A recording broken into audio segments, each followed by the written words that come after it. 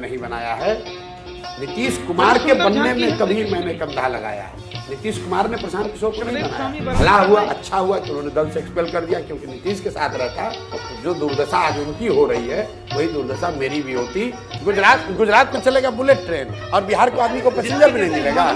शायद ही कभी किसी ने देखा था कि इतनी बड़ी संख्या में लोग इस तरीके से साथ आकर एक नया दल बना रहे हैं, ऐसा कभी हुआ नहीं। शुरुआत करी भारतीय जनता पार्टी के साथ, फिर कांग्रेस के साथ, फिर नीतीश जी के साथ, फिर ममता के साथ। ऐसा क्यों होता है कि जिनके साथ प्रशांत किशोर जाते हैं उन्हीं के खिलाफ हो जाते हैं, वो उनके खिलाफ हो जाते हैं? क्योंकि प्रशांत किशोर उनके साथ रह के दलाली नहीं करना चाहते। किशोर जुड़ रहे हैं हमारे साथ एबीपी के मंच पर। प्रशांत, आपका बहुत बहुत स्वागत है। धन्यवाद। आपने बड़े जोर शोर से शुरुआत करी, लॉन्च करी जन स्वराज पार्टी, आपकी पार्टी की। एक बात आपने कही जो मैंने पकड़ी कर, आपने कहा कि अगले साल चुनाव है, विधानसभा का चुनाव है यहाँ बिहार में। अव्वल नंबर पर जन स्वराज पार्टी, आपकी पार्टी रहेगी, दूसरे नंबर पर नीतीश कुमार, तीसरे नंबर पर लालू प्रसाद।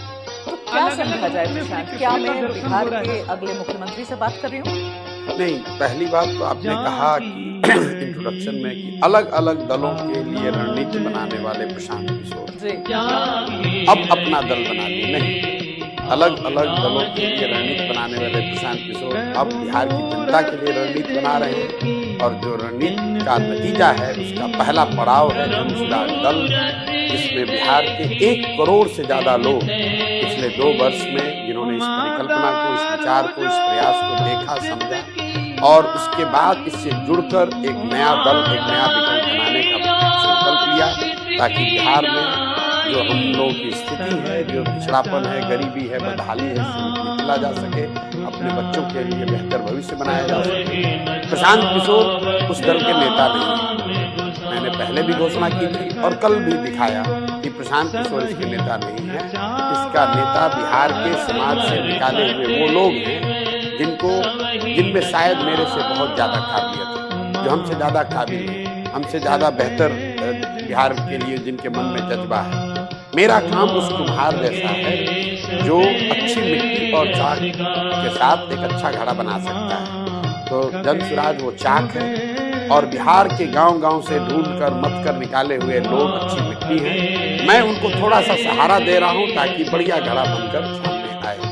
और आप देख रहे हैं कल जो शुरुआत हुई है, इतनी बड़ी शुरुआत, मैं अपने मुंह से कुछ नहीं कहना चाहता हूं। लोग जो यहाँ कल आए थे उन्होंने देखा कि शायद ही कभी किसी ने देखा था कि इतनी बड़ी संख्या में लोग इस तरीके से साथ आकर एक नया दल बना रहे हैं, ऐसा कभी हुआ नहीं। और मेरा विश्वास है कि जब आगे ये पार्टी की यात्रा शुरू होगी, आगे चलेंगे दल के तौर पर, तो वो बिहार में और समाज के लिए, लोगों के लिए, लोगों की आकांक्षाओं पर खरा उतरने के लिए जो संभव प्रयास होगा वो करेंगे।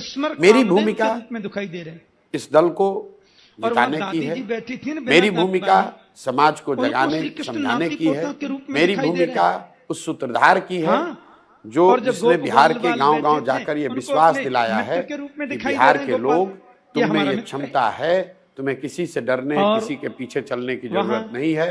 हम लोगों में ये क्षमता है, हम लोग देश का सबसे बेहतर लोकतांत्रिक दल बना सकते हैं और उसकी एक शुरुआत 2 तारीख को हुई है। मेरी अपनी भूमिका जो दल बनाने से पहले थी वही आगे भी रहेगी। मैंने जैसा कल घोषित किया है, दल बनने के बाद भी दल मैं नहीं चलाऊंगा। मैं तो जा रहा हूँ वापस पदयात्रा करने और मेरी पदयात्रा बदस्तूर जारी रहेगी। दल के नेता चलाएंगे, चुनाव जिनको जनता चुनेगी वो लड़ेंगे। प्रशांत किशोर समाज के साथ मिलकर समाज को जगाने, समझाने का प्रयास जारी रखेंगे। प्रशांत किशोर ने इतनी सारी बातें बता दी। प्रशांत किशोर तभी ये वो पार्टी है जो अब चुनाव लड़ेगी, ये पॉलिटिकल पार्टी चुनाव लड़ेगी, ठीक है। प्रशांत किशोर कहीं से भी नहीं लड़ेंगे, क्या आप कंफर्म करते हैं अगले इलेक्शन में प्रशांत किशोर इलेक्शन नहीं लड़ेंगे? बिल्कुल ये कंफर्म कर सकते हैं, अनलेस की पूरी पार्टी ऐसा समझती है कि कोई ऐसा सीट है जिसको सिर्फ मैं ही जीत सकता हूँ या मैं ही लड़के उसको। जोड़ा है आपने। हाँ, मैं वो कह रहा हूं। तो ऑप्शन खुला रखते हैं प्रशांत किशोर। मैं दल के ऊपर नहीं, दोनों को देखा। दल के अगर सारे साथी समझते हैं कि कोई एक ऐसी सीट है जिसको मुझे ही लड़ना चाहिए, दल जो आदेश करेगा वो करेंगे। तो ऐसा आप अभी कंफर्म नहीं करेंगे कि आगे चुनाव नहीं? जहाँ तक मेरी समझ है, मैं चुनाव नहीं लड़ना चाहता हूँ। जहां तक मैं देख पा रहा हूं मैं चुनाव नहीं लड़ूंगा, लेकिन अगर ऐसी कोई परिस्थिति बन गई जहां दल का इंटरेस्ट, बिहार के बच्चों का इंटरेस्ट सामने आता है, तो मेरा ईगो, मेरी बातें बिहार के बच्चों के इंटरेस्ट से ज्यादा नहीं है। मेरा स्वाभिमान बिहार के स्वाभिमान से बड़ा नहीं है। प्रशांत किशोर जी, आपका दल चुनाव लड़ेगा? मेरा दल नहीं है ये जन सुराज, यही तो इसकी खूबी है। प्रशांत किशोर का दल नहीं है, ये किसी व्यक्ति का दल नहीं है, किसी एक परिवार, किसी एक जाति का दल नहीं है। ये बिहार के उन नहीं, बिहार के उन सारे लोगों का दल है जो 30-35 साल से बिहार में एक नए विकल्प, एक नए बेहतर दल की अपेक्षा और आशा में बैठे हुए थे। उन्होंने मिलकर बनाया है, मेरी भी एक उसमें बहुत बड़ी भूमिका है, लेकिन मैं इस दल का नेता नहीं हूँ। ये दल मेरे घर की प्रॉपर्टी नहीं है। प्रशांत किशोर जी, हम तो सीएम का चेहरा कौन रहेगा आपके दल के तरफ? अच्छा, क्या आप रहेंगे? जो पत्रकार हैं उनको इतनी जल्दी है, 2020 का जमाना है। 2 बरस पहले जब मैंने चलना शुरू किया तो हमने 3 उद्देश्य बिल्कुल जनता के सामने, पत्रकारों के माध्यम से भी। दल का पहला उद्देश्य ये है कि अभियान का कि बिहार के गांव-गांव में जाकर लोगों को ये बताया जाए कि भाई तुमने विचारधारा के नाम पर वोट दिया, तुमने जाति धर्म के नाम पर वोट दिया, तुमने नेताओं का चेहरा देखकर वोट दिया, तुमने मंदिर मस्जिद नाली गली के लिए वोट दिया, 5 किलो अनाज के लिए वोट दिया, बिजली पानी सड़क के लिए वोट दिया, लेकिन तुमने कभी अपने बच्चों के पढ़ाई रोजगार के लिए वोट नहीं दिया। तो जन सुराज का एकमात्र मैसेज 2 साल से मैं एक ही बात तोते की तरह रट रहा हूँ, गांव-गांव जाके लोगों को समझा रहा हूं कि एक बार मेरी बात मानो, वोट चाहे जिसको भी दो, लेकिन एक संकल्प लो कि वोट अपने बच्चों के पढ़ाई और रोजगार के लिए दो, अपने बच्चों के लिए दो, उनके पढ़ाई रोजगार के लिए दो। दूसरा उद्देश्य मैंने ये बताया था, जिस दिन इतने लोग हो जाएं जो मिलकर दल बनाना चाहते हैं वो दल बनाएंगे। 2 तारीख को पड़ाव पूरा होगा। तीसरा उद्देश्य हम लोगों ने ये बताया था कि सिर्फ समाज तैयार भी हो जाए, अच्छे लोग आ भी जाएं, दल बना भी लें, उससे बिहार नहीं सुधरेगा। बिहार को सुधारने का एक प्रोग्राम होना चाहिए, एक विजन होना चाहिए। आखिर यहाँ शिक्षा सुधरेगी कैसे, आखिर पलायन रुकेगा, हर पंचायत को कैसे बेहतर बनाया जाएगा। तो ये प्लान हम लोग फरवरी के अंत और मार्च की शुरुआत में जारी करेंगे पूरे बिहार का। सिर्फ ये नहीं कहेंगे कि पलायन रोक दिया जाएगा, ये डिटेल्ड पेपर आपको प्रेजेंट करेंगे बिहार और देश की जनता के सामने कि बिहार से पलायन कैसे रोका जाएगा। ये बताएंगे कि देश का सबसे बेहतर प्राइमरी और इंटरमीडिएट एजुकेशन सिस्टम बिहार में कैसे 10 साल में बनाया जाएगा।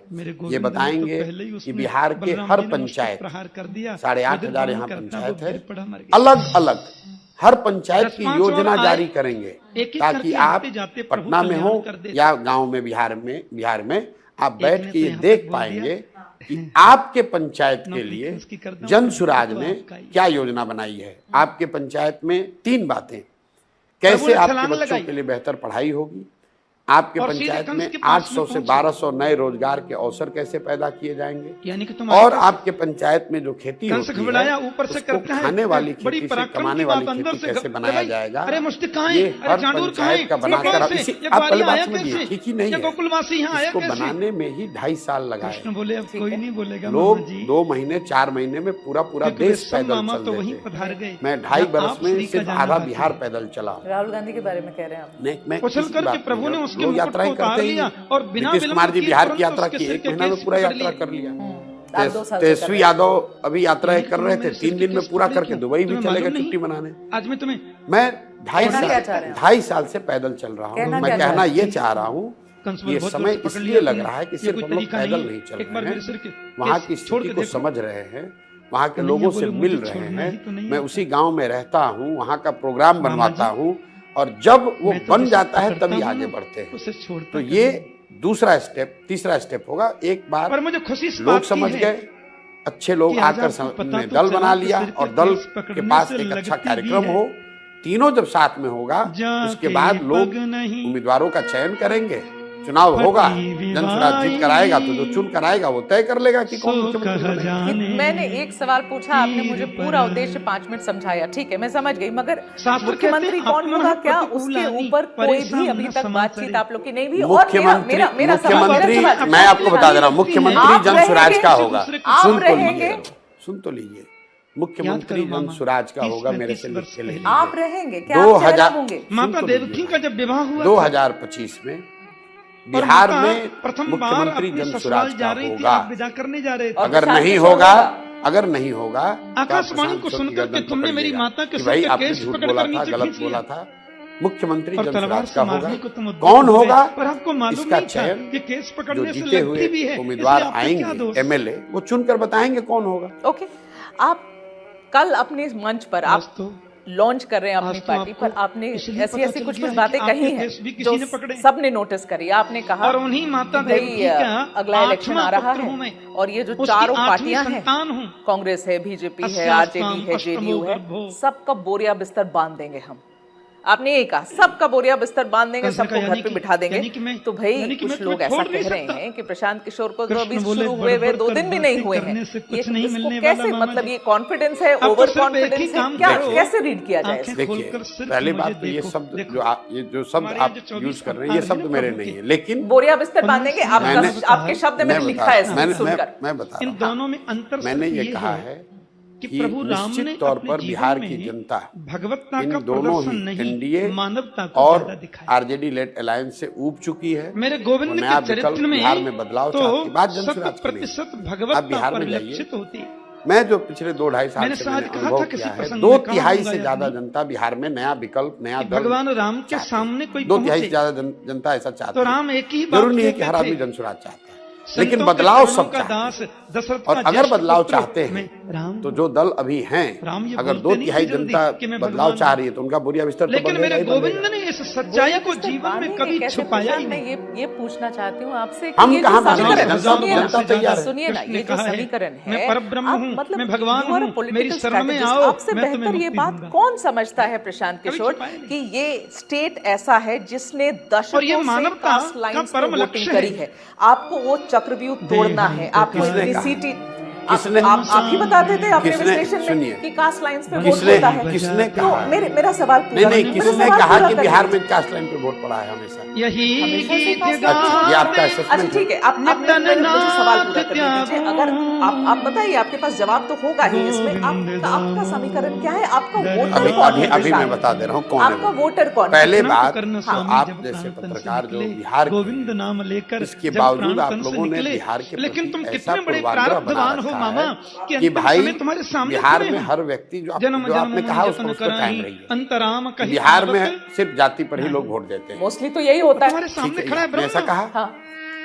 तो पहला तो आप पूर्वाग्रह में इसलिए बता रहा हूँ कि आप पत्रकार होने के नाते मुझे बता दीजिए कि क्या कर्नाटक में लिंगायत लोकालिंगा जाति के आधार पर वोट नहीं कर रहे हैं? क्या आंध्र प्रदेश में कम्मा रेड्डी जाति के आधार पर वोट नहीं कर रहे हैं? एक मिनट रुक जाइए, बात तो पूरा करने दीजिए। अरे आप सुन तो लो भाई, घबराहट में आप लोग। नमस्कार आप क्या गुजरात में पटेल और क्षत्रिय कास्ट लाइन पर वोट नहीं कर रहे? उन राज्यों में तो आप ये नहीं कहते हैं कि हर आदमी जात पर ही वोट दे रहा है, वहां तो आप कह रहे हैं विकास के लिए वोट हो रहा है। अब आ जाइए बिहार पर। बोलो जय श्री कृष्ण। आपने कहा कि बिहार में हर आदमी जात पर वोट देता है। मेरी शरण में बिहार में 14 के बाद, मैं बहुत लंबा एग्जाम्पल नहीं दूंगा, 2014 के बाद पिछले 10 वर्षों में तो वो बोलेगा भाजपा को मोदी को बहुत बड़ा वोट मिला है, बहुत बड़ी संख्या में। लोकसभा में तो 30 से ज्यादा एमपी उन लोगों के जीत कर आ रहे हैं। अब आप ये बताइए कि मोदी जी के जाति के कितने लोग बिहार में रहते हैं? आपने कहा है, बात से फिरिएगा मत, कि बिहार का हर आदमी जाति पर ही वोट देता है। मुझे आप या आपके दर्शक, आपके एनालिस्ट ये बता दें कि मोदी जी के जाति के कितने लोग बिहार में रहते हैं जिन्होंने मोदी के नाम पर भाजपा को वोट दिया? मोदी जी की जाति कहाँ से आ रही है? सुन तो, आपने कहा कि हर आदमी जाति ही वोट देता है। मोदी जी की जाति तो मोदी जी को वोट दिया किसने? मोदी जी को वोट क्या तमिलनाडु के लोगों ने आके दे दिया? आप रुकिए, नहीं आप देखिए, मैं निकलने नहीं दूंगा इससे। अच्छा ठीक, इसलिए नहीं निकलने दूंगा, ये पत्रकारों ने अपना ये पेशा बना लिया है कि बिहार के लोगों को गाली देना। बिहार इसलिए पिछड़ा है कि सब जात पर वोट देता है। गाली तो नहीं दे रही हूं, मैं तो एक फैक्ट स्टेट कर रही हूं। नहीं, ये फैक्ट मैंने पूछा, फैक्ट आप मिस रिप्रेजेंट कर रही हैं। मैं उसका जवाब दे रहा हूँ, मैं उसका जवाब दे रहा हूँ कि भाजपा को वोट पड़ा है, उनके 30 से ज्यादा सांसद जीत कर आए हैं। तो ज्यादातर लोग कह रहे हैं कि नहीं, भाजपा को नहीं, मोदी जी को वोट पड़ा है, मोदी जी के नाम पर वोट पड़ा है। तो क्या मोदी जी के जाति के लोग बिहार में रहते हैं? और अगर नहीं रहते हैं तो किसी दूसरे जाति के लोग ने उनको वोट दिया है।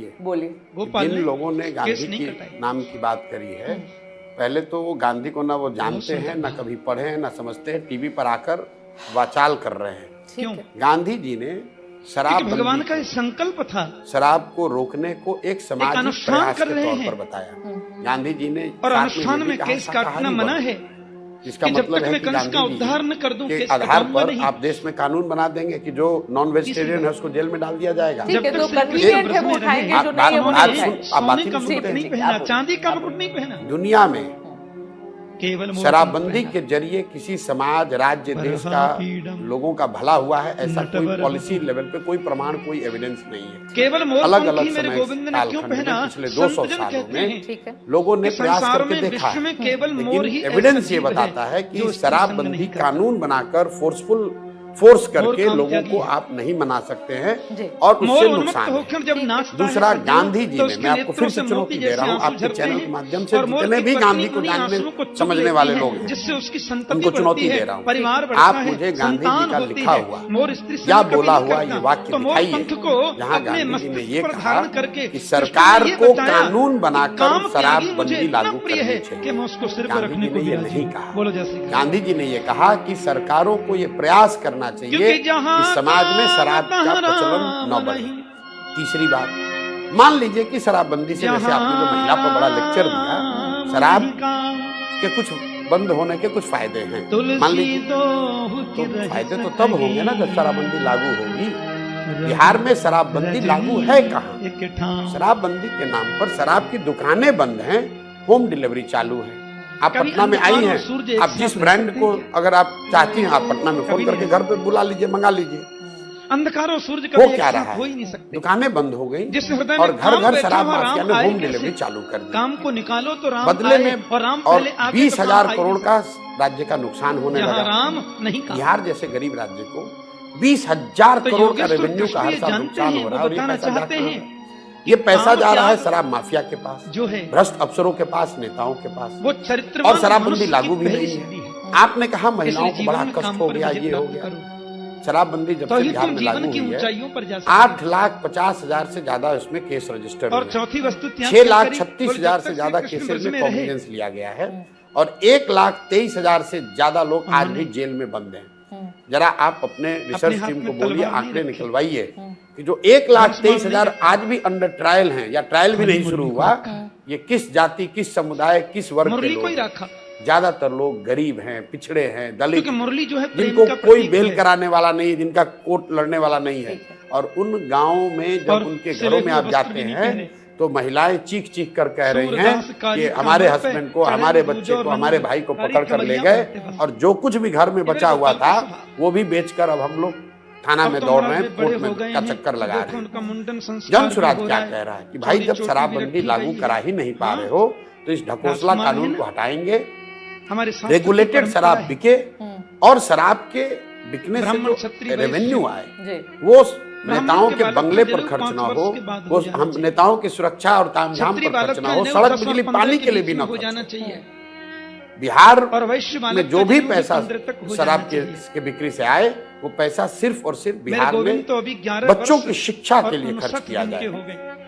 हम लोगों का जो अपना हम लोग मॉडल विजन बना रहे हैं, इसमें बिहार में अगर देश की सबसे अच्छी शिक्षा व्यवस्था बनानी है तो बिहार में अगले 10 साल में एडिशनल करीब 5 लाख करोड़ रुपए की जरूरत पड़ेगी। 5 लाख करोड़ रुपया अगर हम लोग सिर्फ और सिर्फ शिक्षा पे खर्च करेंगे तो बिहार के हर प्रखंड में कम से कम 4 से 5 नेतरहाट या उससे बेहतर विद्यालय बनाए जा सकते हैं। ये 5 लाख करोड़ का आएगा कैसे? शराबबंदी हटाएंगे और हर साल जो 20,000 करोड़ रुपया मिलना है इसको अगले 20 साल के इनकम को सिक्योरिटाइज करके उस पैसे को रेज किया जाएगा और उस पैसे को 15 साल से कम उम्र के बच्चों के पढ़ाई पर खर्च करेंगे। बिल्कुल विजन साफ है। अब अगर किसी ये सब सुनने के बाद भी अगर कोई वोट नहीं देना चाहता न दे, लेकिन मैं बिहार के बच्चों की पढ़ाई की मुझे चिंता है। मैं शराबबंदी के बहस में पढ़ना नहीं चाहता हूं और मैं सिर्फ ये झूठी बात नहीं कहना चाहता हूं कि शिक्षा सुधार दूंगा। कैसे सुधार दो? पैसा चाहिए, साधन चाहिए, उसके लिए प्रोग्राम चाहिए। अगर बिहार में ध्वस्त हुई शिक्षा व्यवस्था, यहाँ तो सरकार के पास अभी बिहार सरकार 50,000 करोड़ रुपया हर साल खर्च करती है शिक्षा के नाम पर। 50 बच्चा भी यहाँ पढ़कर नहीं निकल रहा है, गरीब का बच्चा। 50,000 करोड़ रुपया हर साल खर्च हो रहा है पढ़ाई के नाम पर। और जाकर आप देखिए किसी भी गांव में क्या स्थिति है। बिहार एकमात्र ऐसा राज्य है जहां पर माता के संग कैसा बीएड, एक एग्जांपल ले लीजिए, बीएड के 2 फीस है। एक जो बिना क्लास किए हुए डिग्री मिलती है और एक जो क्लास करके डिग्री मिलती है। सुनिए जरा बात, अगर क्लास करके बीएड आपको करना है तो उसको 100 रुपए देना है, बिना क्लास किए हुए बीएड का डिग्री चाहिए तो 2x देना है।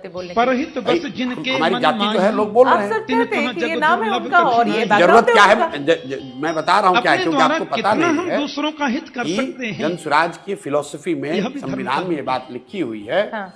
कि इसमें 5 जो कोई समाज के हमसे वर्ग बुद्धि में हैं कमजोर है उनको बराबर तो हमें चाहिए, लीडरशिप का मौका दिया प्रभु ने जाए। कृपा की सामान्य है वर्ग, तो थोड़ा उसको ओबीसी, सहयोग करें, ईबीसी, उसको मुस्लिम और लेवल पे दलित, लाएं।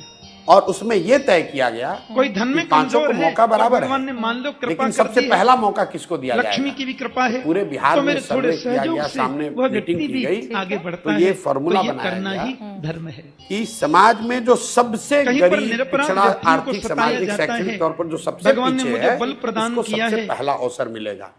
तो मैं जनता को, बिहार के लोगों को जो मैंने वादा किया था उसको पूरा किया कि दलित समाज का ही कोई आदमी इसका लीडर बनेगा, लेकिन इसलिए नहीं बनेगा कि वो दलित समाज का है, इसलिए बनेगा कि वो सबसे काबिल व्यक्ति है जो दलित भी है। ये बात मैंने कही। ठीक है, ओके। अब हम जाति की बात कर रहे हैं तो मैं ये सवाल पूछ ही लूँ लगे हाथ। जाति जनगणना इतना इस बिहार के राज्य में बहुत कंट्रोवर्सी हुई, सेंटर में भी हो रही, मगर बिहार में तो बहुत ही बात हुआ इसके आजू बाजू, इस पूरे इशू के आजू बाजू। Now my question here is Prashant कि जितनी पार्टियां हैं यहाँ पर, आरजेडी है, कांग्रेस है, जेडीयू है, नीतीश जी है, ये सब ने बड़े मुखर रूप से कहा है कि भाई जाति जनगणना होनी चाहिए बिहार में, वो करवाना चाहते हैं। अब माय क्वेश्चन हियर इज कि आपकी पार्टी का बिल्कुल समर्थन में है। कोई भी जनगणना, सर्वे, इस तरह के आंकड़े, जानकारी इकट्ठा जब आप समाज के बारे में करते हैं उसमें कोई बुराई नहीं है। जितनी ज्यादा जानकारी सरकार के पास, समाज के पास रहेगा, उतना ज्यादा पॉलिसी बनाने में, उनकी मदद करने में सरकार को सुविधा होगी। लेकिन फर्क कहाँ है ये मैं आपको बता रहा हूँ। जातिगत जनगणना होनी चाहिए ताकि समाज के हर वर्ग की सामाजिक, आर्थिक, शैक्षणिक स्थिति के बारे में लोगों को पता चल सके। लेकिन जातिगत जनगणना करा देने मात्र से उनका जीवन सुधर जाएगा, ये जो लोग बयान दे रहे हैं वो सिरे से लोगों को बेवकूफ बना रहे हैं। क्योंकि अगर जातिगत जनगणना हो जाने मात्र से ही सुधार हो जाता तो आजादी के बाद से SC ST समाज की तो गणना हो रही है, मुसलमानों की गणना हो रही है, उनकी स्थिति क्यों नहीं सुधरी? देखिए, जनगणना होनी चाहिए, जानकारी मिलनी चाहिए, लेकिन जानकारी मिल जाने मात्र से अगर दुनिया सुधर जाती तो सबको पता है कि बिहार सबसे गरीब राज्य है, सबको पता है कि यहाँ पर कैपिटा आय 35,000 रुपया है। भाई जानकारी होगी, उस पर कुछ करोगे तब तो सुधार होगा। ये नेता जो ये कह रहे हैं कि जातिगत जनगणना हो गई और बिहार, देश सुधर जाएगा, ये तो ऐसे हुआ कि आप लाइब्रेरी में जाओगे और विद्वान हो जाओगे। अरे भाई, लाइब्रेरी में जाओगे, किताब निकालोगे, पढ़ोगे, तुम्हारे समझ में कुछ आएगा तब ना विद्वान बनोगे। तो जन स्वराज का स्टांस ये है कि जातिगत जनगणना होनी चाहिए, लेकिन उससे भी ज्यादा जनगणना से निकलकर जो फाइंडिंग्स आए हैं उस पर प्रयास होना चाहिए। मैं एक बात आपको बताना चाह रहा हूं, जब बिहार में जातिगत जनगणना हुई, जब रिजल्ट आए तो उसमें पता चला कि अति पिछड़े समाज की, जिसका ये सामाजिक न्याय के पुरोधा, अपने आप को स्वयंभू सामाजिक न्याय पुरोधा, लालू, नीतीश, ये सब 30-40 साल से जो राज कर रहे हैं इनके नाम पर, उन समाज की राजनीतिक, सामाजिक, शैक्षणिक स्थिति में कोई फर्क 1990 से आज तक नहीं आया। ये उनका जनगणना बता रहा है। ठीक है। तो ये तो अपने मुंह पर इन्होंने कीचड़ लगा लिया। दूसरी बात, इन्होंने घोषणा की कि 2-2 लाख रुपया हर अति पिछड़ा समाज को, गरीब वंचित समाज के लोगों को दिया जाएगा। आपने कहीं सुना कि किसी को 2 रुपया भी मिला है? भाई, जनगणना तुमने करा ली क्योंकि लोकसभा चुनाव में आप समाज को बांटना, लड़ाना चाहते थे। अब भूल गए कि भाई जो जनगणना में निकल कर आया उस पर कुछ करना भी है। आप जरा बिहार सरकार से पूछिए कि भाई आप लोगों ने घोषित किया था जनगणना होने के बाद कि 2-2 लाख रुपया हर परिवार को दिया जाएगा, वो पैसा किसको मिला? ओके।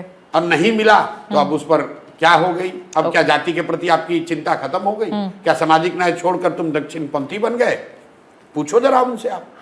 प्रशांत, अभी तक तो हम लोगों ने बात कर ली आपकी पार्टी के बारे में, आपके क्या स्टैंड्स हैं, आपके क्या प्लान्स हैं। अब थोड़ा चलते हैं आपके अब तक के सफ़र पर। अब तक के सफ़र पर जो एक सवाल बहुत लोग पूछना चाहते हैं, शायद पूछ नहीं पाते, जवाब जानना चाहते हैं, वो ये है कि जितने लोगों के साथ प्रशांत किशोर गए, शुरुआत करी भारतीय जनता पार्टी के साथ, फिर कांग्रेस के साथ, फिर नीतीश जी के साथ, फिर ममता के साथ, ऐसा क्यों होता है कि जिनके साथ प्रशांत किशोर जाते हैं उन्हीं के खिलाफ हो जाते हैं, वो उनके खिलाफ हो जाते हैं? बात बनती क्यों नहीं है, बनी क्यों नहीं बात? कुछ लोग ऐसा कहते हैं प्रशांत किशोर हाँ उनके साथ रह के दलाली नहीं करना चाहते हैं। Prashant Kishor unconstitutional power centre नहीं बनना चाहते हैं। जब आप किसी के साथ रहकर चुनाव जिताते हैं तो सबसे आसान काम है कि उनके साथ बने रहिए, ग्लोरीफाइड दलाल बन जाइए, नौकरशाहों का ट्रांसफ़र पोस्टिंग कराइए, ठेकेदारों को ठेका दिलवाइए, नेताओं को टिकट मंत्री बनवाइए, पैसा कमाते रहिए। प्रशांत किशोर का लक्ष्य जीवन में वो नहीं है, इसलिए जो जीते उनको मुबारक, उनको मदद की, लोग ऐसा चाहते थे, लोगों ने वोट दिया इसलिए वो जीते। मैं अपनी यात्रा में आगे बढ़ गया। ये उनका काम है कि वो जीते, जिन बातों पर वो जीते हैं उस पर वो आगे कायम रहें। अगर कायम रहेंगे तो लोग उनको फिर चुन कर लाएंगे, कायम नहीं रहेंगे तो जनता उनको हराएगी। मैं अपनी यात्रा में आगे बढ़ गया। मेरा पैसे से या पद से कोई लस्ट है नहीं कि वहाँ ही पर रहूँ। अब ममता बनर्जी जीत गई, अब जगन मोहन रेड्डी जीत गए, अब मैं यहाँ आंध्रा में बैठूँ और पैसा कमाऊँ, सरकार चलाऊँ, मेरी उसमें कोई दिलचस्पी नहीं है। मैं उस समय जो मैंने उचित समझा वो किया। संभव है कि आपको अच्छा लगे, संभव आपको अच्छा ना लगे, वो किया। जब वो जीत कर आ गए तो उसके बाद संवैधानिक जिम्मेवारी उनकी है सरकार चलाने की। अगर प्रशांत किशोर जो उस व्यवस्था के हिस्सा नहीं है, कॉन्स्टिट्यूशनल कहीं ओथ नहीं लिया है, अगर मैं वहाँ रहूँगा, जो आपके नज़र में उनसे मैं दोस्त बना रहूँगा, तो मैं वहाँ पर ग्लोरीफाइड दलाल बन जाऊँगा। इसलिए मैंने एक कॉन्शियस कॉल रखा है शुरू से, जब मैं वो काम करता था, कि जिन राज्यों में मैं चुनाव जिताऊँगा वहाँ पर मैं सरकार बनने के बाद नहीं रहता हूँ। इसीलिए आज 10 साल के बाद भी, 1-2 नहीं 10 राज्यों में लोगों की मदद करके सरकार बनाने के बाद भी देश में कोई आदमी नहीं कह सकता है कि प्रशांत किशोर ने 1 रुपया भी किसी से लिया हो, कहीं करप्शन में फंसे हो। क्यों? क्योंकि मैं इस चक्कर में पड़ता ही नहीं हूँ। हम सरस्वती के उपासक हैं, अपने दिमाग का खाते हैं, सारी जो मेहनत करते हैं, जो ऊपर वाले ने बुद्धि दी है उस बुद्धि का खाते हैं। हम दलाली नहीं करते हैं और ना दलाल बनना चाहते हैं। आप कह रही है कि मेरा उनसे संबंध नहीं है। ज़्यादातर लोग तो मुझे दोष ये देते हैं कि मेरे सबसे संबंध बहुत मधुर है।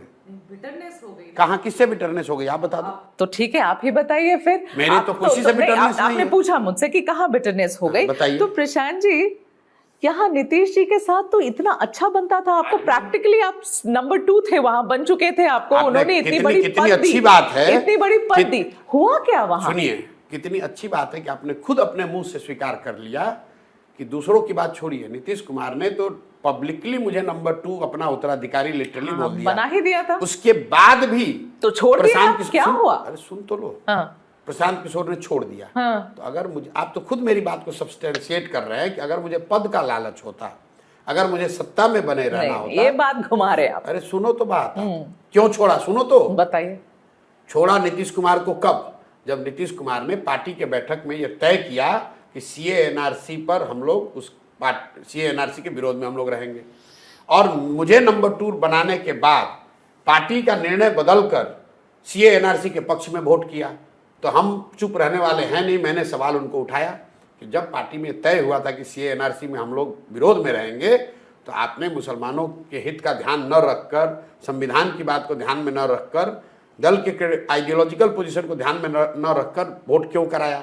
नीतीश कुमार का जवाब क्या था कि भाई हम लोगों ने पार्लियामेंट में वोट MP लोगों ने कर दिया, हमको तो पता ही नहीं चला, बिहार में हम लोग इसको लागू नहीं करेंगे, आप कह दीजिए। तो मैंने कहा कि भाई ये आदमी के साथ अब नहीं रहना है। उसी नाम पर मुझे दल से एक्सपेल किया उन्होंने, और भला हुआ, अच्छा हुआ कि उन्होंने दल से एक्सपेल कर दिया, क्योंकि नीतीश के साथ रहता तो जो दुर्दशा आज उनकी हो रही है वही दुर्दशा मेरी भी होती, जिसकी कोई क्रेडिबिलिटी नहीं बची है। कभी लालटेन पकड़ के ये आदमी लटकता है, कभी कमल के फूल पर बैठता है। नीतीश कुमार की आज देश में छवि क्या है? पलटूरा, जिसने कुर्सी पर बैठा दिया उसी का हो लिए।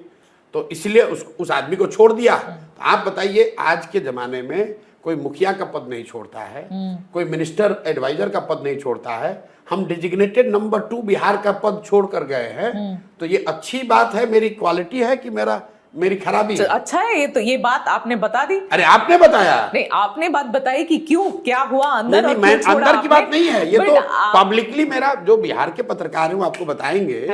पब्लिकली 10 दिन हमने ट्वीट किया, टीवी पे बयान चला, नीतीश कुमार ने बैठक बुलाई और मुझे बाकायदा पार्टी से एक्सपेल किया गया।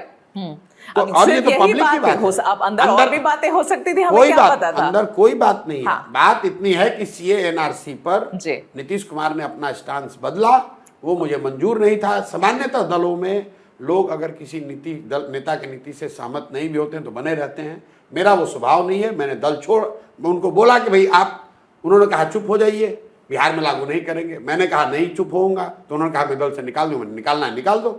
नीतीश कुमार ने मुझे नहीं बनाया है। आप एक बात समझिए, ये जो दल से नीतीश ने निकाला, तो नीतीश ये नेता सब दल को से किसी को निकालते हैं, सोचते हैं कि तो हमारा बनाया हुआ आदमी है। मुझे नीतीश कुमार ने नहीं बनाया है। नीतीश कुमार के बनने में कभी मैंने कंधा लगाया है। नीतीश कुमार ने प्रशांत किशोर को नहीं बनाया है। प्रशांत किशोर अपने दम पर बने हैं, जो भी हैं, हम बहुत छोटे हैं लेकिन अपने दम पर हैं। नीतीश के भरोसे की कृपा पात्र से नहीं है। जब नीतीश की लुटिया डूब गई थी, जब राजनीति से करीब करीब उनका खात्मा हो गया था, पार्टी यहाँ खत्म हो गई थी, तब प्रशांत किशोर ने कंधा लगाया था और कोई उन पे एहसान नहीं किया था, कंधा लगाया था कि भाई इस आदमी को मदद करो क्योंकि ठीक ठाक मुख्यमंत्री उस समय थे। आपके बलबूते फिर वापस आए? नहीं, मैं ये नहीं कहता हूँ मेरे बलबूते आए, लेकिन उनकी उस जीत में जो लोग भी पत्रकार हैं आपको इतना तो बताएंगे ही कि 2015 में अगर प्रशांत किशोर ने नीतीश कुमार के साथ मदद कंधा नहीं लगाया होता तो शायद उनके लिए जीतना इतना आसान नहीं था। तो मुख्यमंत्री भी नहीं थे। ठीक, मुख्यमंत्री तो उन्होंने मांझी जी को बना दिया था। तो मैं आकर जब मैं आया तब मांझी जी को हटाया गया और मुख्यमंत्री नीतीश कुमार वापस बने। आप इतने करीब से नीतीश जी को जानते हैं प्रशांत, इसलिए बताइए, आपको लगता है ये फिर पलट सकते हैं? देखिए, मैं नीतीश कुमार को करीब से जानता हूं ऐसा तो दावा नहीं कर सकता हूं, लेकिन मेरे उनसे बहुत करीबी संबंध रहे। मैं एकमात्र आदमी हूं बिहार के राजनीतिक क्षेत्र में जो नीतीश कुमार और हम एक साथ रहते हैं उनके घर में। मैं और नीतीश जी एक साथ यहाँ सीएम हाउस में रहते थे, साथ में उठना खाना पीना सब कुछ।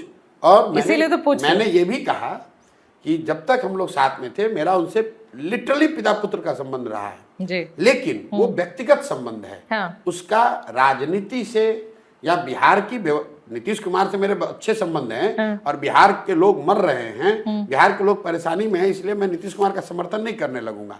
आपने कहा कि पलट सकते हैं, नीतीश कुमार को खुद नहीं पता है कि वो कहाँ रहेंगे, लेकिन जहां तक मैं अब समझता हूं सारा पलटी उल्टी के बाद अब उनकी स्थिति शारीरिक मानसिक राजनीतिक ऐसी नहीं बची है कि वो कुछ भी कर पाए।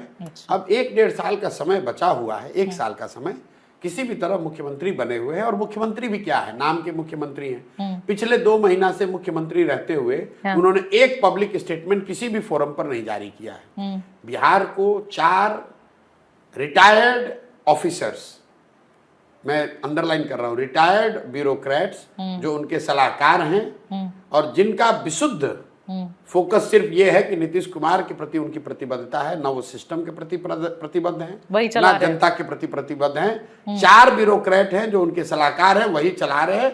इसीलिए बिहार के गांव-गांव में लोग कह रहे हैं कि 90 के दशक में बिहार ने अपराधियों का जंगल राज देखा था, आज बिहार अधिकारियों का जंगल राज झेल रहा है।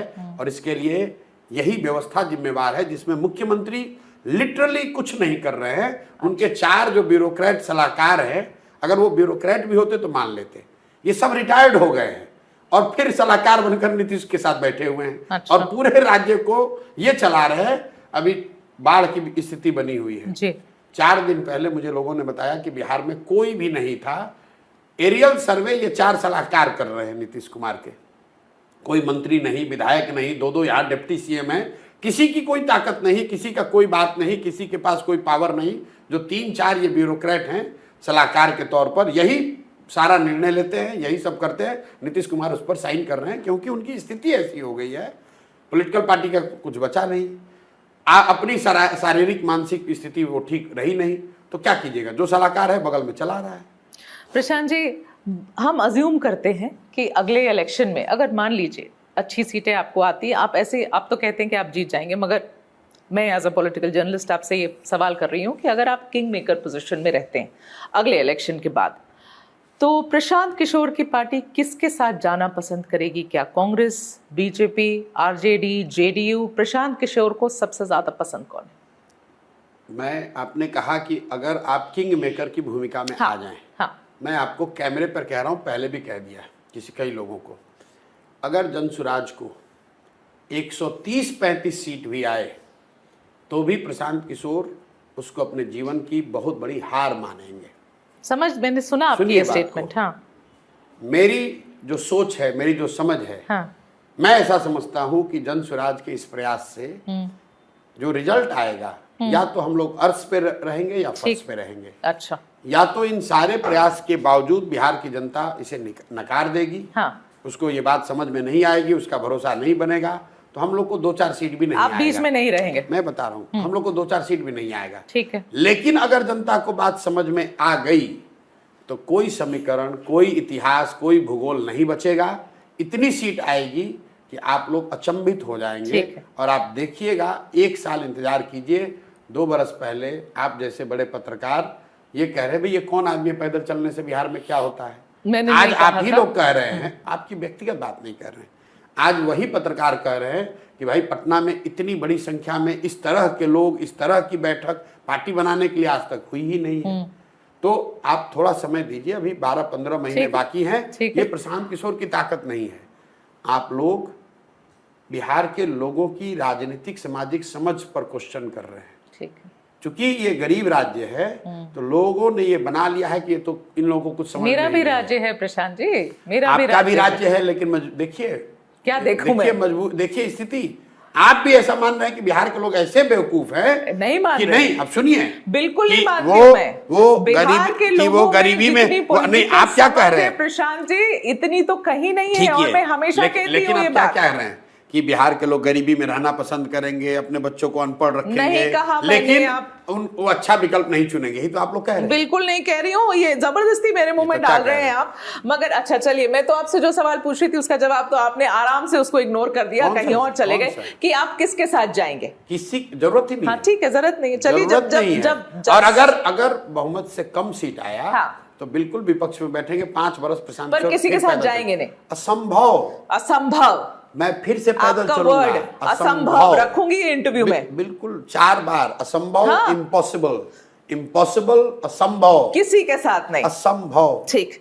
प्रशांत किशोर जी, आपने अमित शाह जी, नरेंद्र मोदी जी, इन सब के साथ काम किया, राहुल गांधी वगैरह वगैरह, you seen them really closely. आज की जनरेशन के जो नेता बड़े हो रहे हैं, तेजस्वी हैं, चिराग हैं, आदित्य हैं, ये सब हैं, इनके बारे में क्या ख्याल रखते हैं आप? कोई ख्याल नहीं रखते। हमारा ये काम नहीं है। ख्याल जनता को रखना है कि उनकी क्या छवि है। मैं क्यों ख्याल रखूं किसी के बारे में? भाई मुझे ख्याल रखना है बिहार की जनता। उनके साथ आपकी भी पॉलिटिक्स चलेगी अब? वही समय है? नहीं, मुझे ख्याल बिहार के उन बच्चों का है, बिहार के गांव में जो नए नेता बनना चाहते हैं, जिनके पिताजी विधायक मंत्री नहीं है। आप जिन लोगों का नाम ले रहे हैं उनके बाप दादा बड़े लोग हैं।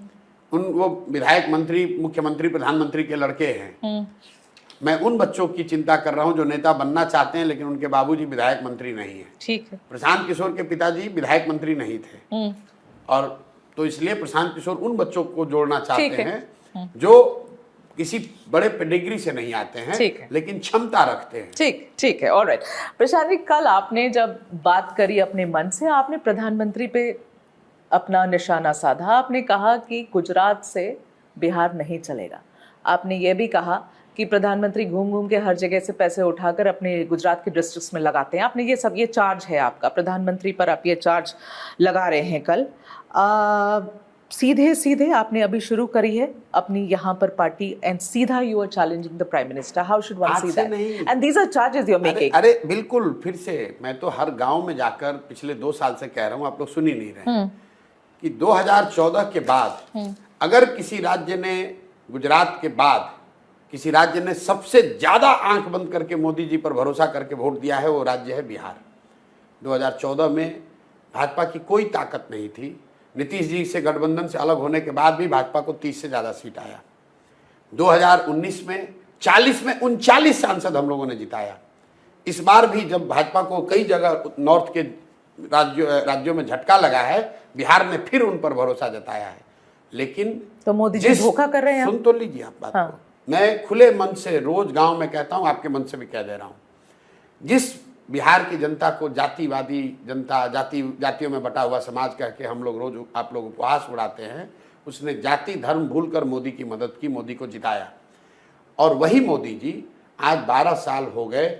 आप मुझे बता दीजिए, पत्रकार होने के नाते, बिहार के होने के नाते, एक दिन काम उन्होंने किया नहीं किया छोड़ दीजिए, पैसा दिया नहीं दिया इसको भी छोड़ दीजिए, बिहार के विकास के लिए अगर मोदी जी ने 12 साल में एक दिन एक बैठक किया है, आप मुझे वो खबर दिखा दीजिए। मैं कल से मोदी जी का झंडा लेने को तैयार हूं। मतलब जिस व्यक्ति को बिहार में ध्यान नहीं रहा, यहाँ एक सुन तो लीजिए, जिस व्यक्ति को बिहार ने अपनी जाति, अपने परेशानी सबको भूलकर गुजरात के जिस व्यक्ति पर बिहार की जनता ने भरोसा किया, आंख बंद करके वोट दिया, उस राज्य के बच्चों के लिए मोदी जी ने 12 बरस में एक दिन नहीं निकाला है। तो क्या ये धोखा नहीं है? क्या बिहार के बच्चों को ये हक नहीं, बिहार के लोगों को ये पूछने का कि भाई आप गुजरात में बैठक कर रहे हो, गुजरात का विकास आपकी चिंता आपको है, क्या आपको नहीं पता है कि बिहार देश का सबसे गरीब और पिछड़ा राज्य है? क्या आपने इसकी चिंता की कि बिहार में कम से कम 10 चीनी मिल चालू हो जाए? क्या आपने इसकी चिंता की कि बिहार से पलायन रुक जाए? कोई अगर 12 साल में इस पर प्रयास हुआ तो हमको बता दीजिए। प्रयास छोड़िए, सफलता मिलना नहीं मिलना छोड़ दीजिए। आप मुझे बताइए कि भाई आज नीति आयोग ने, प्रधानमंत्री ने नीति आयोग में बैठक बुलाई है, विशेषज्ञों की बैठक बुलाई है कि भाई बिहार जो सबसे गरीब, बड़े बड़े प्रोजेक्ट्स जो ये ना प्रोजेक्ट की बात, तो प्रोजेक्ट्स बिल्कुल नहीं। कौन सा रोड बन रहे हैं, वो कौन सा प्रोजेक्ट? रोड कहाँ नहीं बन रहा है? तो अगर रोड यहाँ बन रहा है तो वो डेवलपमेंट नहीं है, बिल्कुल नहीं बन रहे हैं, डेवलपमेंट कौन सा स्कूल बनाया? IIMITs आ रहे कौन हैं, सा कोई बनाया? कहाँ बनाया? मतलब आप कह रहे हैं कि 12 साल में कोई डेवलपमेंट मैं कह रहा हूँ, कुछ नहीं हुआ है। बिल्कुल मोदी जी ने, केंद्र सरकार ने बिहार के विकास के लिए कुछ भी नहीं किया। मैं कह रहा हूँ बैठक नहीं किया, आप कह रहे किया रोड, आप कह रहे रोड बना। अरे भाई आपको अगर रोड बनाना है, ईस्ट और वेस्ट को आपको लिंक कर रहे हैं, ईस्ट वेस्ट कॉरिडोर बन रहा है, तो क्या बिहार को आप इरेज कर दीजिएगा? बिहार के थ्रू ही तो रोड जाएगी। ठीक अगर आप गोल्डन क्वाड्रेटल बनाएंगे तो बिहार उसमें आएगा ना भाई, उसमें कोई बिहार पे एहसान थोड़ी ना कर रहे हैं। मतलब बिहार स्पेसिफिक कुछ भी नहीं हुआ। अरे मैं आपसे पूछ तो रहा हूं भाई, आप क्या एहसान कर रहे हैं? अगर आप गुजरात से सिलीगुड़ी रोड बनाइएगा तो बिहार को हवा में नहीं ना उड़ के चले जाइएगा। ये तो बिहार पे एहसान कर रहे हैं आप। मतलब हम लोग यहाँ, हमारे यहाँ से अगर रोड जा रही है तो केंद्र सरकार एहसान कर रही है हम लोग पर। देखिए हमारे पास लिस्ट तो नहीं है कि उन्होंने क्या क्या किया है, लेकिन पिछले इतने साल में हर स्टेट पर ध्यान दिया गया है। सुन तो लो आप मेरी बात। हाँ। लिस्ट नहीं है आपके पास। मैंने आपको तो लिस्ट उसकी बात ही नहीं कि मैंने आपको सीधा अच्छा आसान सवाल दिया था। आप पत्रकार हैं, आप एबीपी को बोलिए कि 12 बरस में एक बैठक हमको खाली दिखा दो आप, जो बिहार के विकास के लिए उन्होंने बैठक किया था कि भाई बिहार जो देश का सबसे गरीब और पिछड़ा राज्य है, वहां पर शिक्षा के लिए, पलायन के लिए, इंडस्ट्रियलाइजेशन के लिए, शहरीकरण के लिए मोदी जी ने एक्सक्लूसिवली लगा रहे हैं बिहार के लिए। बिल्कुल, अगर बिहार के लिए, अरे भाई तो बिहार की परेशानी है। आप मोदी जी तमिलनाडु गए, मोदी जी बुलेट ट्रेन गुजरात में चला रहे हैं और आप कह रहे हैं कि हमने इल्जाम लगाया। क्या इल्जाम लगाया? 1 लाख करोड़ रुपया, 1 लाख करोड़ रुपया जब बुलेट ट्रेन जो बन रहा है, आपको भी पता है 1 लाख करोड़ रुपया सरकार ने कर्ज लिया है। कर्ज गुजरात तो नहीं पे करेगा, भारत के लोग पे करेंगे। वो कर्ज भारत सरकार ले रही है। 1 लाख करोड़ रुपया लगाकर बुलेट ट्रेन बनाया जा रहा है ताकि अहमदाबाद से बॉम्बे तक बुलेट ट्रेन चले। अच्छी बात है, देश का विकास होना चाहिए। पहले से अहमदाबाद से गुजरात जाने के लिए सैकड़ों ट्रेनें हैं, बस है, फ्लाइट है।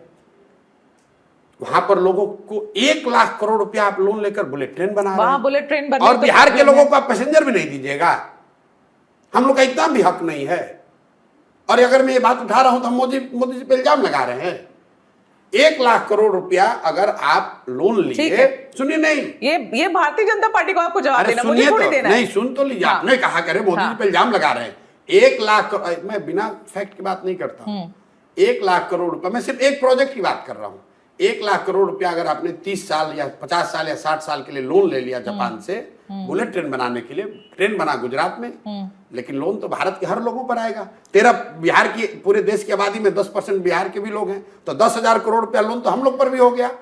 आप काफी चालाकी से ये बात को रख रहे हैं सामने, बट ये मेरे जवाब देने की बात नहीं है। ये आपकी हम लोग गांव में ये कह रहे हैं, हम लोग गांव में ये कह रहे हैं कि गुजरात में चलेगा बुलेट, गुजरात में चलेगा बुलेट ट्रेन और बिहार को अरे गुजरात में चलेगा बुलेट ट्रेन में आपको इतना दर्द हो रहा है, सिर्फ गुजरात से बॉम्बे ही जा रहा है क्योंकि वो सबसे ज्यादा वहां पर लोग मिलेंगे बुलेट ट्रेन को यूज करने वाले, उनकी ट्रैफिक इतनी हैवी है, इसीलिए वो वहां पे ट्रेन चल रहा है। अरे आप क्या बात कर रहे हैं प्रशांत? छोड़िए, ये मेरे जवाब देने की बात नहीं है। आपको अभी आपको पूरा आपको गलत साबित करता हूं। बट अब चलिए, सुनिए, नहीं, रुकिए, दर्शकों को बेवकूफ मत बनाइए।